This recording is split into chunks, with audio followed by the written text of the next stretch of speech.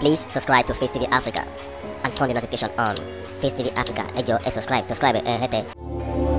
Face TV Muswobi. Gbogbo yìí mo dúpẹ́ fún Adélàní òyìnbó èlòpò òṣè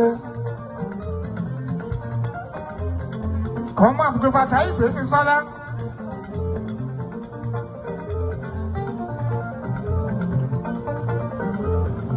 owó elépo rọ̀bì Igwe Adélàní àdúrà àgbà mo dúpẹ́.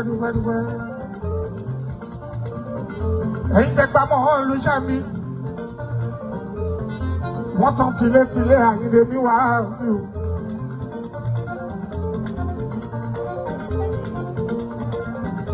Pẹ̀lú ṣẹ́fíù mi bàbókó ké wọ́n ní ọ̀tún wọ́n tán tilétilé Igwe Adélàní.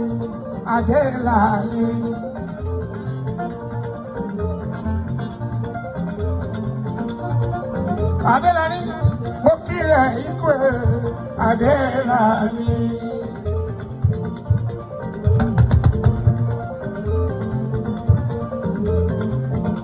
Òun àti Jimoh, Jimken, ìyókò Adúnirá sídà Adélàní.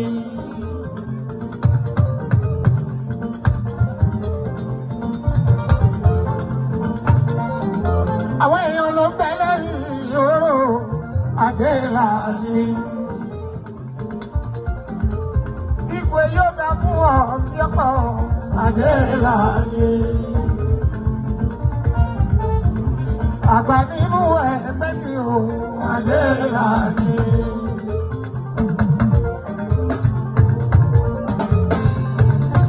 Igwe àgbà nínú ẹgbẹ́ ni Adélàní.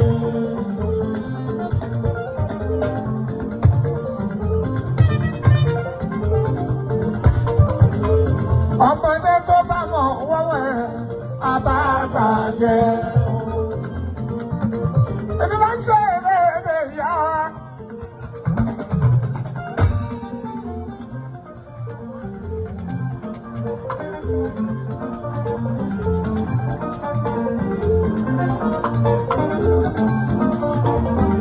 Alájà Sínú tún láyé mi Àbíkẹ́ ẹ̀dẹ́.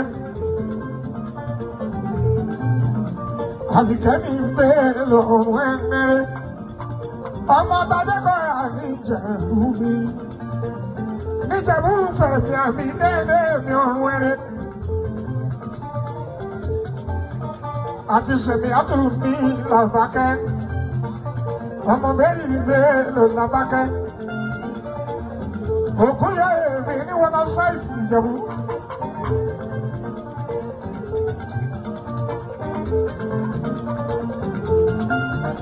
Àwọn méjèèjì láyé Aláàjì Múfú Táàbù Ayọ̀délé.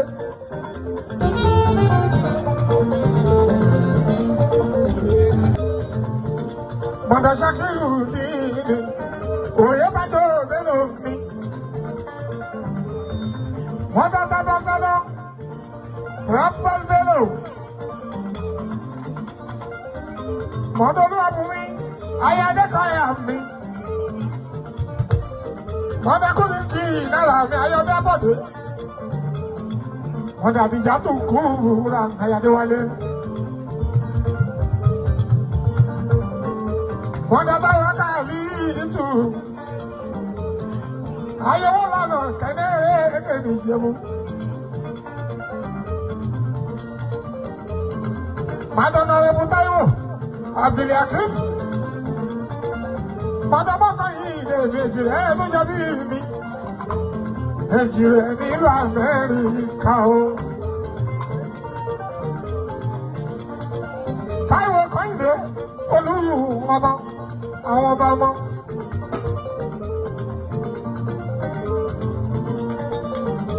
Èjì rẹ̀, ó kú lédè màmá ẹ̀. Láti Bire California, ọmọkùnrin méjì rẹ̀. Eré gbogbo ìran ìṣòro arábá ń bí. Bàbá kékeré Oni máa kí èjìlọ. Èèyàn bàbá kékeré tó sì ní tó sì ní.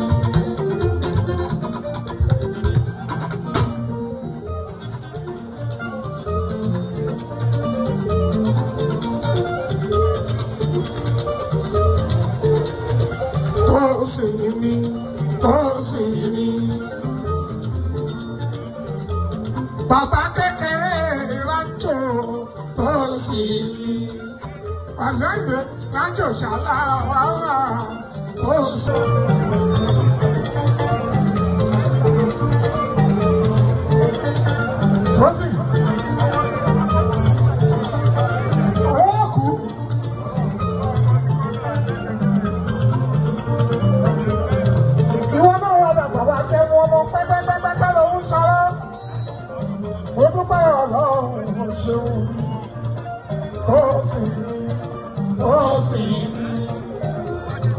bàbá kékeré rájò tó sì ní.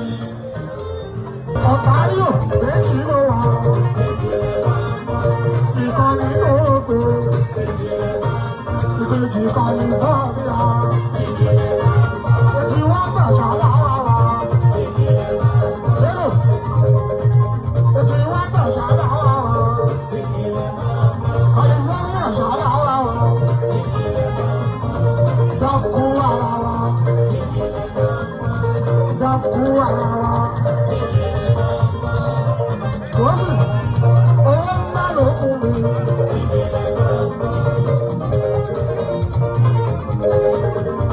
Èjì rẹ̀ ò yíra o, oríṣẹ́ tó sì. Kòsì, òyìnbó ní mọ́tò, òyìnbó tó kà mọ́tò. Òyìnbó tó kà mọ́tò. Kòsì, mọ́tò ṣàlàwà ta, mọ́tò ṣàlàwà ta. Dọ́kú ara wa, gbogbo California, California, ibẹ̀ ṣàlàwà wa.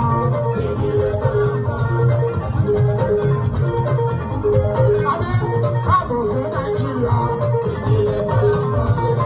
For the first time, tó wá sí Nàìjíríà.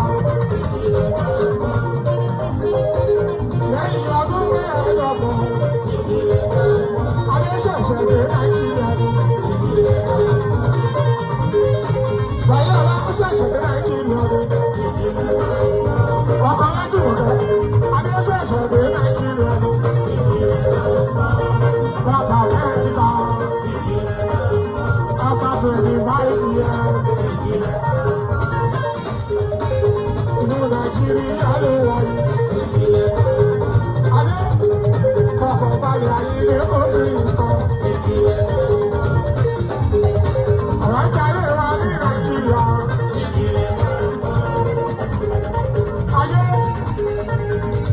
Adé fọkùnrin wá lẹ o. Kò sí nǹkan kan, Adé kò fọkùnrin wá lẹ. Bẹ́ẹ̀ bá lówó lọ́wọ́, ibi tó bá ṣe èèyàn lè gbé. Ó ní Nàìjíríà. Wà kọ́lé wà lálẹ́. Wà ṣiṣẹ́ lóríṣiríṣi. Wà ní security.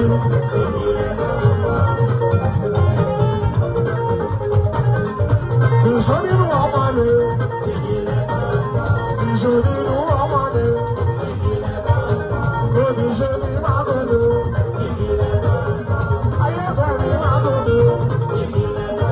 Adé káàbọ̀ sí Nàìjíríà. Ọmọdé ayé ọ̀la káàbọ̀ sí Nàìjíríà. Ọkọ̀ Jùmọ̀ kẹ́lẹ́ níbi. Bàbá mi Bọ́lá. Rájò ṣàlàwà wà tó sì ní. Ṣẹ́rí o, táwọn ti rájò tún ṣe o tó sì ní.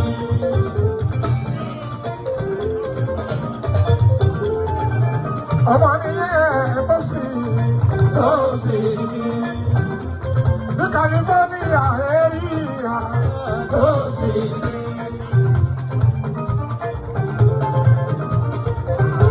Ó dẹrù wa láti gbogbo lé Rancho Chalawa tó sì ní.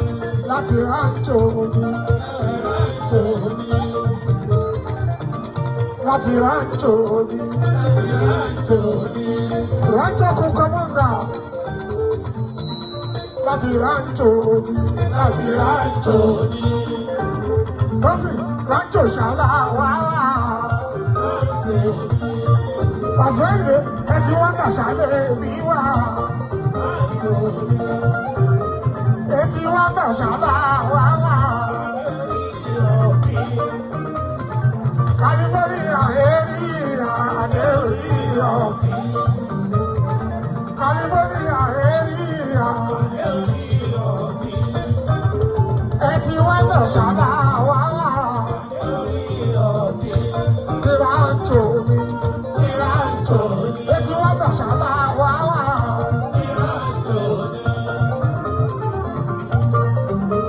Bàbá kékeré Rancho.